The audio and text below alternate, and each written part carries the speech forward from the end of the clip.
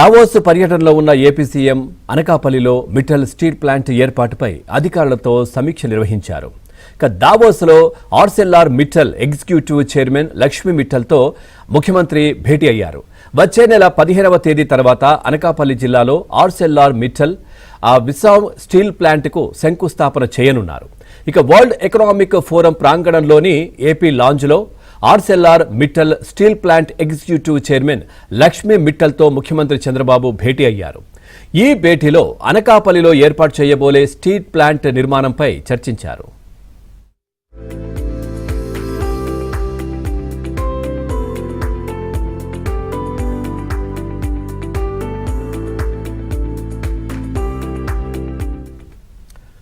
తొలి దశలో దాదాపు 60,000 కోట్లతో స్టీల్ ప్లాంట్ ఏర్పాటు చేయనున్నారు. దీనికి ఈ ప్లాంట్కు సంబంధించి రావాల్సిన అనుమతులపై సీఎం చంద్రబాబు మిట్టల్ సమక్షంలోనే అధికారులతో సమీక్షించారు. ప్రభుత్వం నుంచి అనుమతులు సహకారంలో ఎక్కడా జాప్యం ఉండకూడదని, అవసరమైతే ఢిల్లీ వెళ్లి కేంద్రం నుంచి త్వరితగతిన అన్ని అనుమతులు సాధించాలన్నారు. ఈ బాధ్యతలను మంత్రులు లోకేష్, టీజీ భరత్ తీసుకోవాలని సీఎం చంద్రబాబు ఆదేశించారు. ఇదిలా ఉంటే ప్లాంట్ ఏర్పాటు విషయంలో మంత్రి నారా లోకేష్ నుంచి చక్కటి సహకారం అందుతోందని ఆర్సెల్ఆర్ మిట్టల్ సంస్థ సీఈఓ ఆదిత్య మిట్టల్ వెల్లడించారు.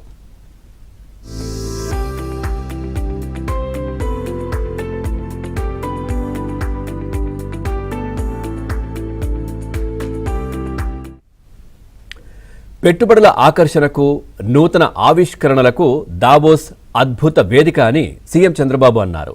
ఏపీలో పారిశ్రామికాభివృద్ధి, ప్రభుత్వ పాలసీల గురించి వివరించారు. గతంలో ఉమ్మడి ఏపీని, ప్రస్తుత విభజిత ఆంధ్రప్రదేశ్ను బ్రాండింగ్ చేసేందుకు ప్రపంచ ఆర్థిక సదస్సును తాను వేదికగా ఉపయోగించుకుంటున్నానని అన్నారు. రాష్ట్రానికి బ్రాండింగ్ వస్తే పెట్టుబడులు వస్తాయని, పెట్టుబడులు వస్తే అభివృద్ధి జరుగుతుందన్నారు.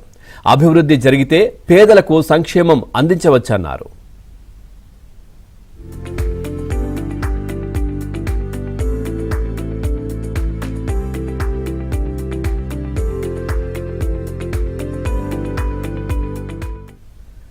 విశాఖకు గూగుల్ కంపెనీ రాక రాష్ట్ర అభివృద్ధిలో గొప్ప ముందడుగు అన్నారు సీఎం చంద్రబాబు. అలాగే వ్యవసాయంలో టెక్నాలజీ వినియోగంతో పరిస్థితులు పూర్తిగా మారతాయన్నారు.